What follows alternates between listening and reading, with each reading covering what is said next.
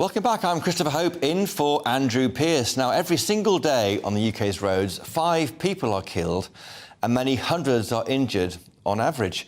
Yet despite these figures, the public is largely unaware that so many people are affected by these collisions, and many don't believe that they or their loved ones will be involved in a crash until it happens. Now, I speak from some experience in this because in 2007, a bus collided with my wife, Sarah, her mother, Elizabeth, and our daughter, Pollyanna.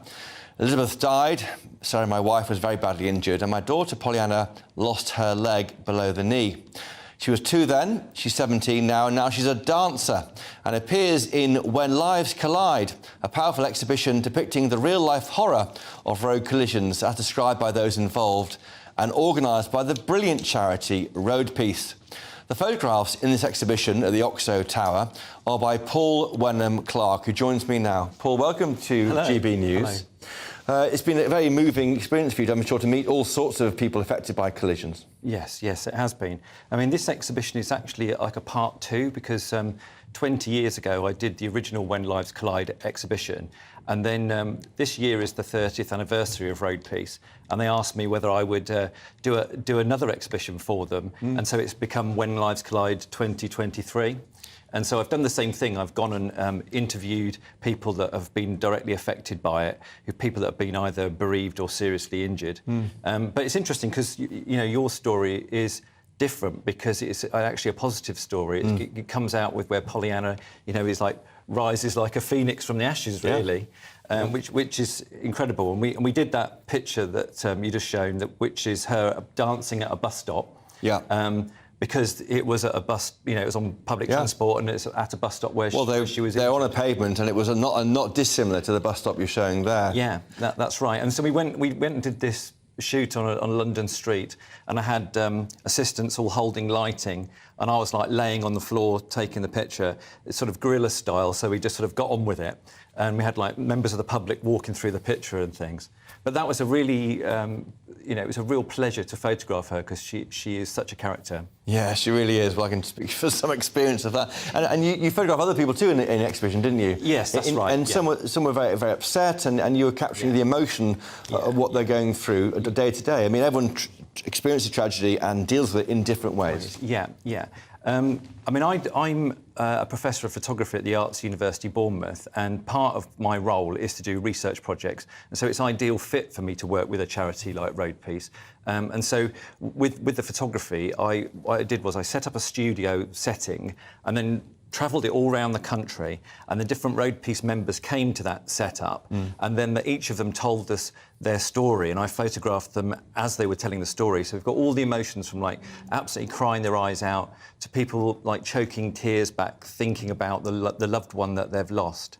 And it's sort of, for me, what I like about it is sort of the power of photography. Looking at a photograph there of a woman crying. Can you explain what's happening there?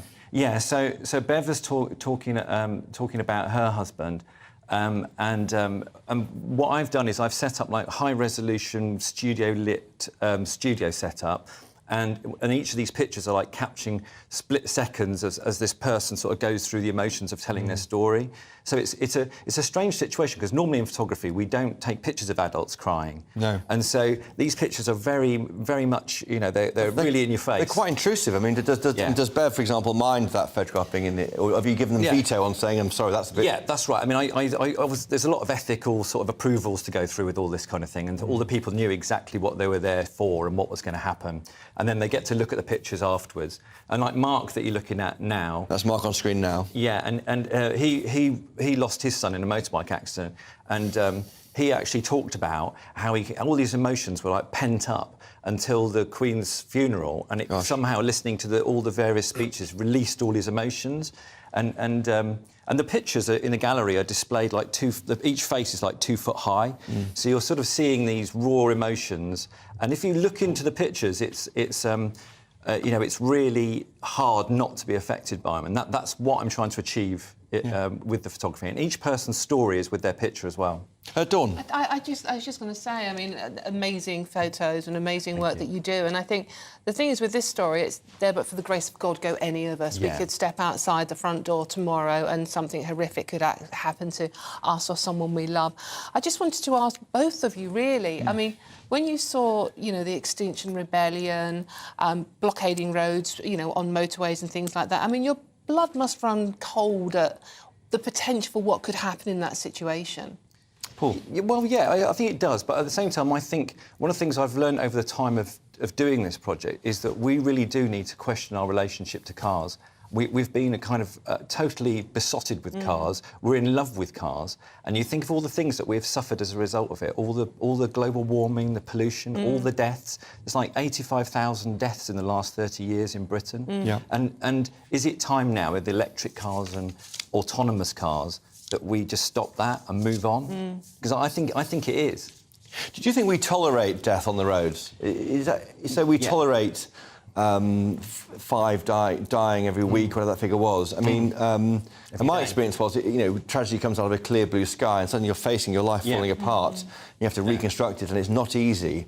But we sort of tolerate, we allow, just accept it. And should we? Yeah, no, not at all. I mean, I think one of the things I've felt with these 2 projects that I've done is that in, say, 50 years' time, people will look back at this era and be amazed that we were prepared to accept all these deaths annually over, because at the moment it's 5 a day, and when I did the original When Lives Collide, it was 10 a day, so it's halved in that period of time. But that's still a huge number of people. It's like an ongoing war. Yeah, and the ripples caused by those deaths is huge. Well, as you've experienced, Christopher, and I just want to say, I mean, Pollyanna is a great example, though, that out of tragedy can come inspirational stories, and I think that's something to take away from your amazing photos and what Road Peace actually do, that, you know, no matter what you feel like you're going through, how hellish it actually is, there is always a way through this. There is always something, you know, to aim for to get yourself out of this. Yeah, and their members, I mean, the Road Peace has got like 2 sides to it, really. It's a kind of campaigning charity that's really pushed for change and has succeeded in that.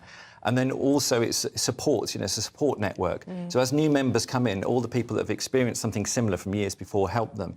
And I really felt that when I was photographing the members, and they were all sitting to one, you know, they were sitting in another room talking whilst I would take one person in at a time. And it's such a valuable you know, service that they provide, and they don't get any government support. How do people get in touch with Road Peace? How do they? It's very easy if you just Google them and find them on the website, and they've got a helpline and a website and everything. So, and how long will your pictures be on display? And where are they on display? They're at the Oxo Tower at the gallery at Oxo until the last day is the 15th of January. Good. Well, listen, Paul Wenham-Clark, it's been great to have you on here. Thank you. And terrific photographs, particularly of my daughter Pollyanna. Amazing. Thank you. Thank you. Forgive me for saying that. Right, well, turning to the US, Congress, there's chaos there with